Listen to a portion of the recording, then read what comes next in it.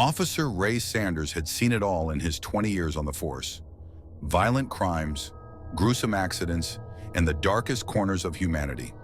But nothing could have prepared him for what was about to unfold in the small town of Willow Creek. It began on a cold, moonless night when Ray was called to investigate a series of disturbing noises reported by multiple residents.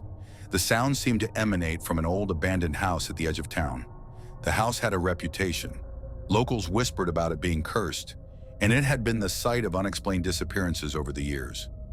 Ray had always dismissed the stories as superstitions, but tonight, something felt different. As Ray approached the house, the air grew thick and heavy.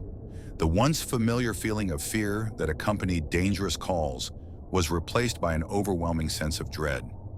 The house stood silently in the darkness, its windows like black, hollow eyes staring back at him. Ray entered the house, his flashlight piercing the suffocating darkness. The floorboards creaked under his weight, and the smell of damp wood and decay filled his nostrils. The deeper he ventured, the colder it became, until his breath was visible in the air. Suddenly, Ray's radio crackled to life, but the voice on the other end was distorted, twisted. It was a voice he didn't recognize, yet it seemed to call his name.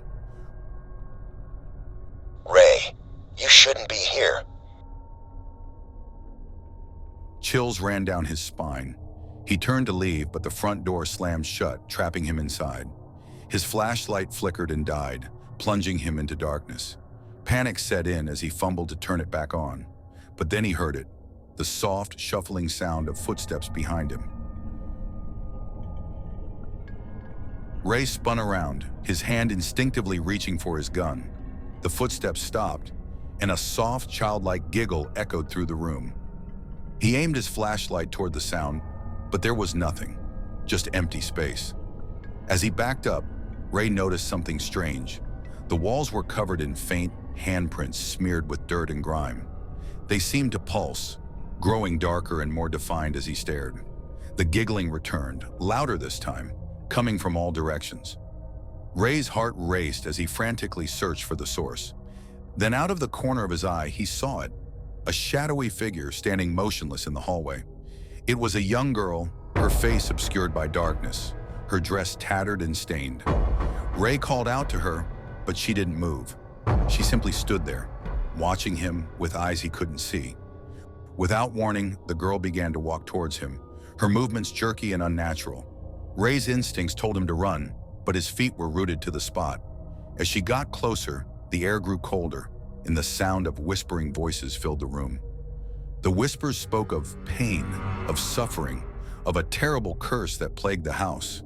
The girl stopped inches from Ray, her head slowly tilting up to reveal her face. It was pale, her eyes black voids that seemed to suck the light from the room. Her mouth stretched into a wide, unnatural grin, and from it came a voice that was not her own, a deep, malevolent voice that seemed to echo from the very depths of the house. "You're not leaving here, Ray," the voice said. "No one ever does." Suddenly, Ray felt an invisible force grip him, pulling him towards the girl. He fought against it with all his strength, but it was too powerful. The whispers grew louder, drowning out his thoughts as he was dragged deeper into the house. Just as Ray thought he would be consumed by the darkness, everything stopped.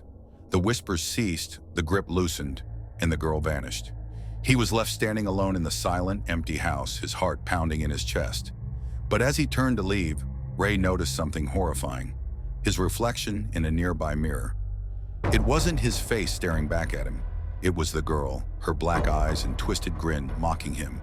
And then, in an instant, she was gone, replaced by his own terrified expression. Ray fled the house, never looking back. But the horrors of that night would never leave him.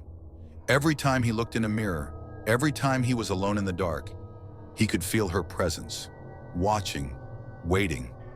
The curse of the house had followed him, and there was no escape. From that night on, Ray was never the same.